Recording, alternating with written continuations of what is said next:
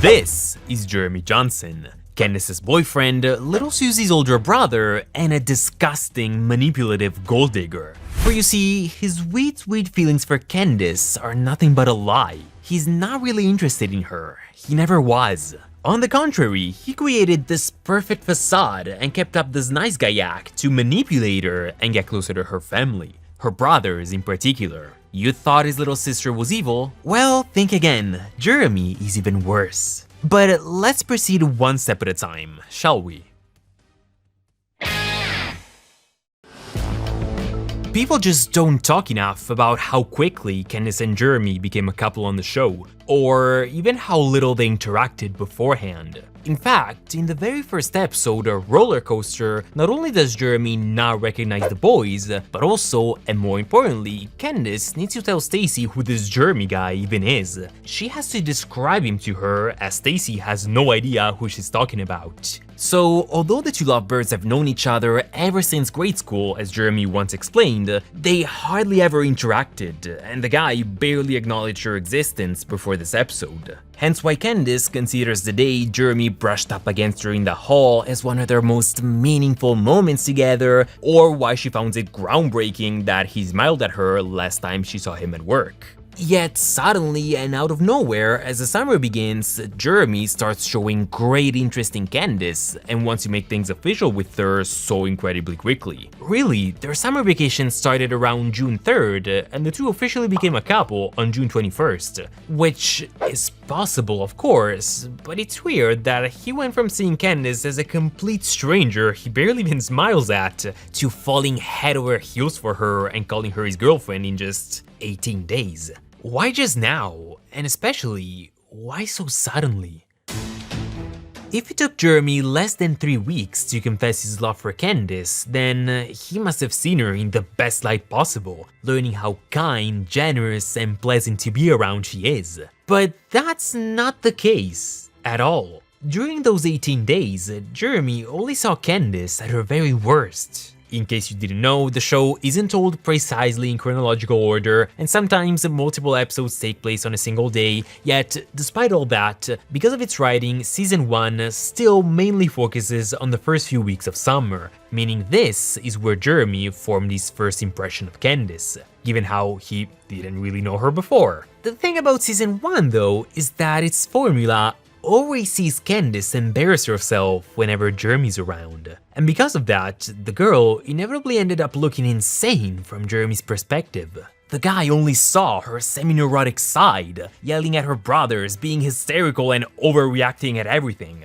He once saw her act like a gorilla, then like a robot, saw her laugh uncontrollably multiple times at a single joke he made minutes before, saw her creepily stalking him time and time again and secretly taking pictures of him, and he was told Candace built a freaking shrine to him in her room. How did none of that creep him out? Candace, you're really kind of freaking me out. Oh yeah, Jeremy, no one makes a corn dog like you. And what about the times Candace accused Jeremy's little sister of being a monster, calling her evil and a sick creature right in front of him, acting like a crazy person saying she's out to get her? Of course, we know that's all true, that's Susie for you, but Jeremy doesn't know that. In his eyes, Susie's an adorable, regular little kid who wouldn't hurt a fly. Why on earth would he even talk to Candace again after she said all those awful things about his sister? How could he still ask her to become his girlfriend days later? Maybe months after getting to know her, he could have changed his mind, but only 18 days passed. He would always justify everything she does and forgive her in a matter of seconds. How could he forgive and forget that quickly? He always just lets it slide. Off the couch, go on, get out of here. You heard me, hit the road, meat brick. You were saying?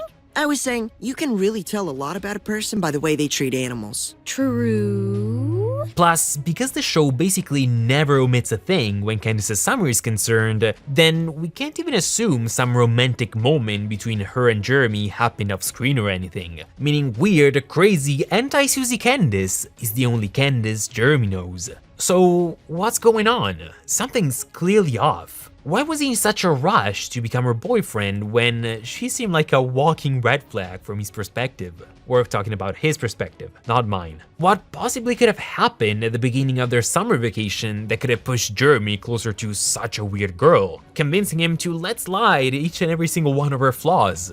Well, of course, that's also when Phineas and Ferb became famous for their antics in the tri-state area, isn't it? They built some impressive stuff before, but given the conversation between Candace and Linda in the first episode, it's clear their previous inventions were on a much smaller scale, while their crazier schemes and ideas only started this summer, meaning the town is just now catching on to what they're truly capable of.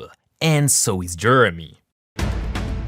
Obviously, along with Phineas and Ferb's fame, also came lots of people looking to exploit them. Quite a few leeches tried to take advantage of their innocence and kindness for personal gain. Notice how mere hours after word of their latest invention gets out, there's often some businessman, investor, news reporter, or even football player interested in buying or getting their latest invention for free, sometimes even hoping to gain visibility or fame from it. A prime example of this is the executive for Hugo Records, the recording label, who planned to use Phineas and Ferb's one-hit wonder song and its rights to make live CDs, DVDs, podcasts, and even digitally recreating their images to make their own sitcom, all without paying them a cent. The boys don't feel like they're being exploited since they don't really care about the money, and since they know they can build some groundbreaking machine anytime, any day, and make thousands of bucks from it. But this doesn't change the fact that they're still giving away perfectly functional inventions or thriving businesses.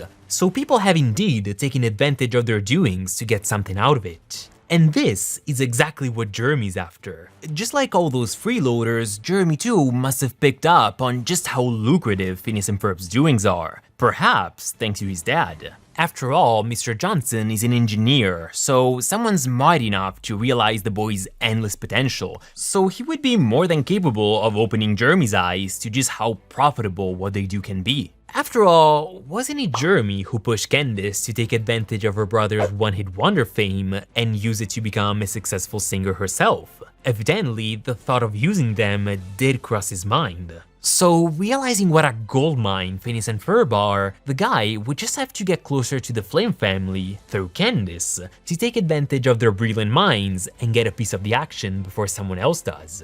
Think about it would be pretty damn hard to justify Candace's apparent insanity if he was in a relationship with her because he loves her, but if he's in it just for the money, then who cares how weird she is?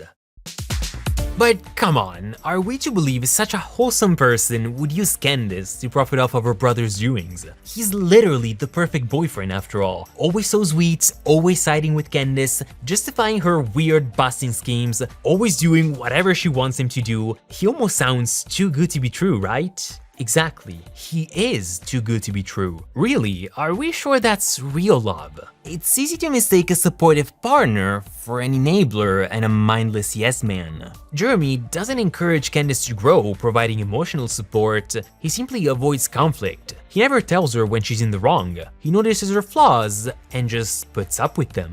For example, first he says he's glad Candace is not one of those people who freak out just because someone cancels a date, although that's exactly what she did and always does, freaking out about the tiniest, mildest inconveniences. Then, when Candace leaves him midday to go bust her brothers, he's perfectly fine with it, and even on New Year's Eve, he tells her she doesn't need to drop her obsession with the boys because he likes her just the way she is, when that's the very obsession that's very clearly tearing her apart. He allows her to continue her self-destructive pattern of behavior, never questioning her choices or the things she says. He doesn't love Candace, he puts up with her, and that's because he's after something.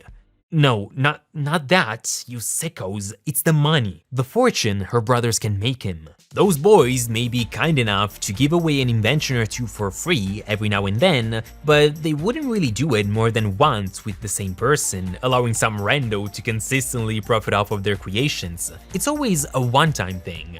But that's not the case for the people they're closest to. If it's their family or friends, then they gladly jump into action and do whatever they can to help them, or often just do something nice for them just because. So if Jeremy became Candace's boyfriend, partner, and then husband, then he would become part of the family and could easily persuade the boys into building something for him to sell and profit off of.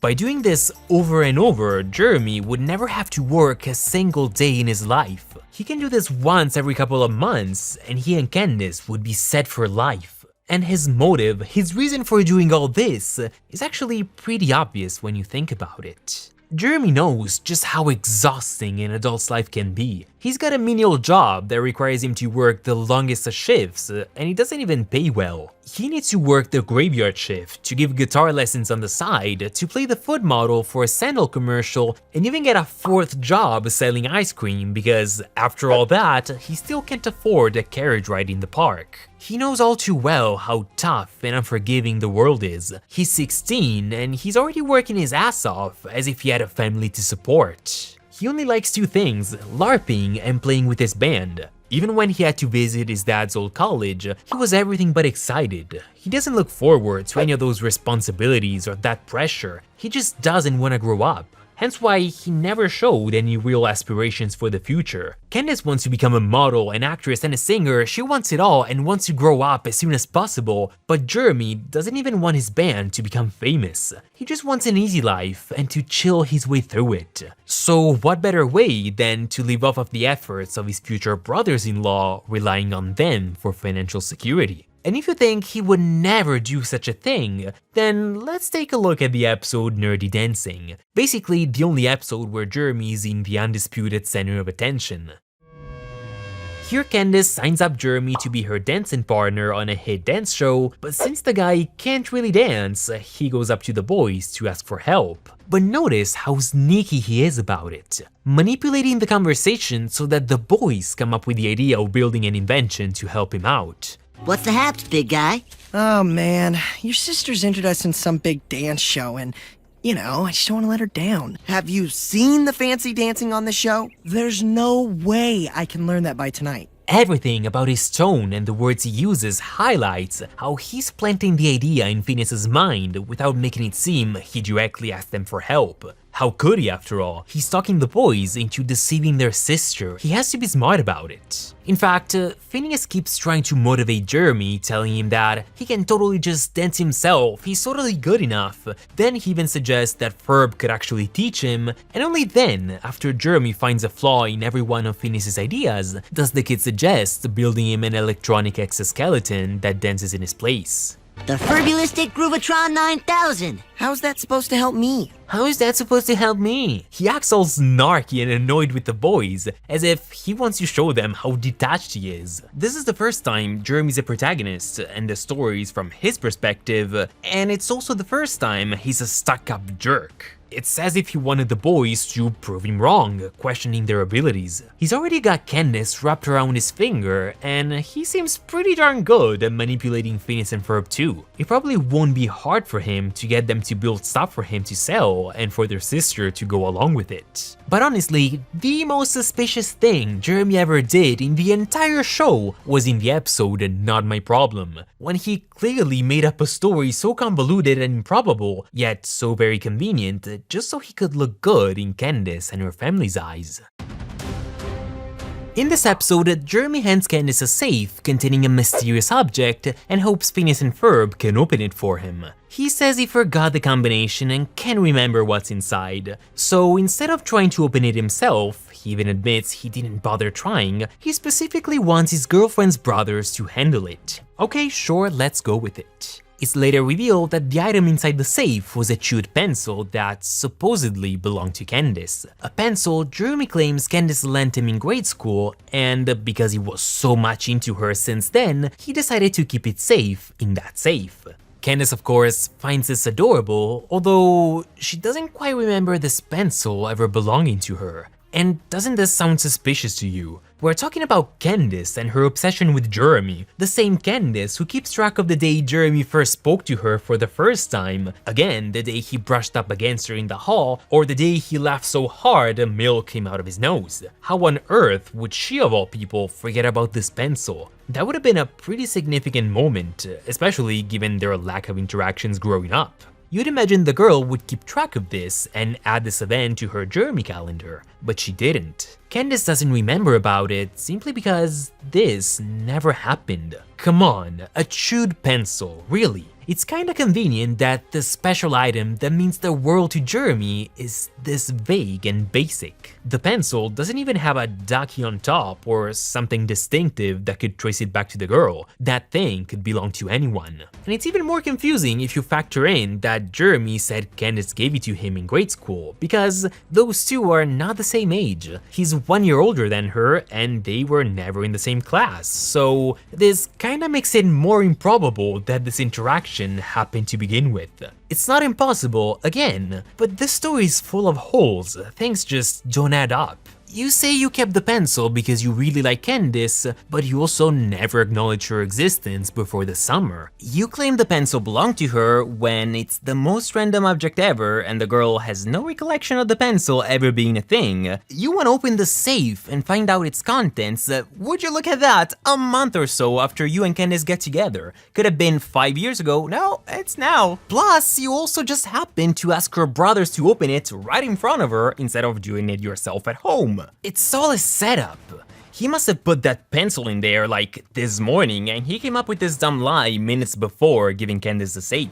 Hence why he doesn't bother getting the pencil back afterwards, or how we later find out that the safe itself was so very easy to open. If this is not a setup, I don't know what is. It's all a ruse he came up with to solidify his perfect facade. If he's later gonna convince the boys to build stuff for him and profit off of it, then he truly needs to appear like the perfect boyfriend to their sister. Which is why he always finds a way to come out on top even in the most negative situations. He always manages to reinforce his nice guy act. Like when in the Balgitos, Candace noticed that Jeremy seems to give every single one of his friends and loved ones a nickname, except for her. But conveniently enough, when she confronts him about it, he says that he doesn't give her a nickname because he really likes her name. Uh-huh. So you give everyone else a nickname because you don't like their actual names? Including your sister? Your favorite girl, as you like to call her? Or could it be that he doesn't care in the slightest about the girl? This is all business to him. After all, he doesn't give his co-workers and Mr. Slushyburger a nickname because they're not friends, they're not family, he doesn't care about them. And he does the exact same thing with Candace. Or even when Candace saw him in Summer Belong to You, suspecting he might have been flirting with another girl, Jeremy, seeing her trust in him faltering, plays the innocent and goes, "Candace, were you spying on me? I would hope my girlfriend would have a little trust in me," making her feel bad for doubting him, the perfect boyfriend. He does this on a daily basis to play her. He almost seems too good to be true because it's not true. It's all an act. In fact, notice how Jeremy never helped Candace bust her brothers. Stacy, Jenny, Albert, Buford, and even the supercomputer the boys built helped Candace in her busting crusades. Jeremy never did. That's because he's playing both sides with Candace and her brothers. He always supports Candace, following her around when needed, but never does anything to actually incriminate the boys himself, so he doesn't risk turning them against him. He conveniently doesn't take a stand either in favor of or against the boys. He plays it safe. This way, if they do get busted, assuming nothing serious would happen to the boys, then he can say he had nothing to do with it and he would stay on good terms with them. But if Candace fails, as usual, then he can be the one comforting her, looking like he was on her side all along. It's a win-win situation.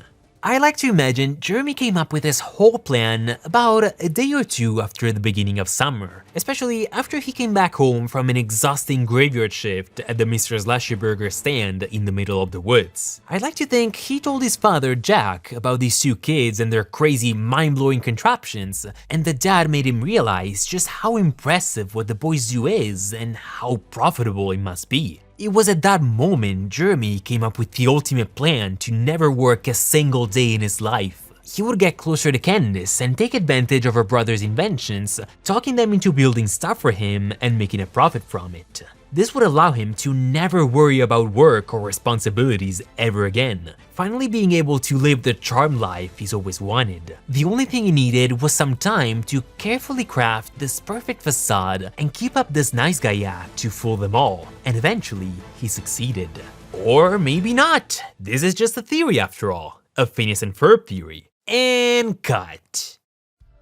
Let me know if you enjoyed this theory and even if you found it original, because you gotta admit it is, come on, I do like the final result. Also, just chill, you don't have to believe it. Although it would be so interesting and such a twist if it was true. A while ago I was thinking that evil may not be hereditary, but if Susie was raised to be such a messed up individual, then there's a possibility Jeremy's upbringing wasn't that different, and that's how the theory was born. That and the weird story and not my problem. I still don't buy it.